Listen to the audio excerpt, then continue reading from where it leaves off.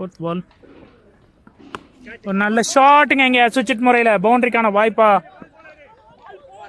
பவுண்டரிங்க சுவிட்ச் முறையில் ஒரு பவுண்டரியை பதிவு பண்ணியிருக்காரு பேட்ஸ்மேன் பரத்.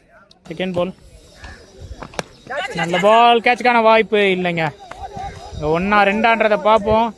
பவுண்டரியா? பவுண்டரிங்க. ஈஸியான ஒரு பவுண்டரி கிடைச்சிருக்கு. நெக்ஸ்ட் பால் ஸ்ட்ரைக்ல பரத். சுவிட்சுக்கான ட்ரை, நல்ல ஒரு கனெக்டுங்க அங்க. பவுண்டரிங்க. மீண்டும் ஒரு பவுண்டரியை பதிவு பண்ணியிருக்காரு இங்க பேட்ஸ்மேன் பரத். ஒரு நல்ல ஷாட்டுங்க இங்க லெக் சைட் திசையில் ஆடி இருக்காரு. பவுண்டரிக்கான வாய்ப்பா இருக்குமா? பவுண்டரிங்க. ஒரு சிறப்பான பேட்டிங் இங்க வெளிப்படுத்திக்கிட்டு இருக்காரு பேட்ஸ்மேன் பரத். மீண்டும் ஒரு ரீபால். நல்ல பாலுங்க, ஸ்ட்ரெயிட் டு ஸ்ட்ரெயிட்ல ஒரு ஃபுல் டாஸ் பால். பவுண்டரிக்கான வாய்ப்பா இருக்குமா? பவுண்டரிங்க. மீண்டும் ஒரு பவுண்டரிங்க. செகண்ட் பால் ஸ்ட்ரைக்ல பரத். ஒரு நல்ல கேப்புங்க, அருமையா ஃபைன் பண்ணி பிளேஸ் பண்ணியிருக்காரு. பவுண்டரியா மாறுமா? மாறி இருக்குங்க.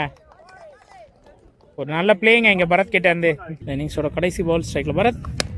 ஒரு நல்ல ஷாட், பட் கேட்ச்க்கான வாய்ப்பா இல்ல 6 ஆகுமா? 6ங்க.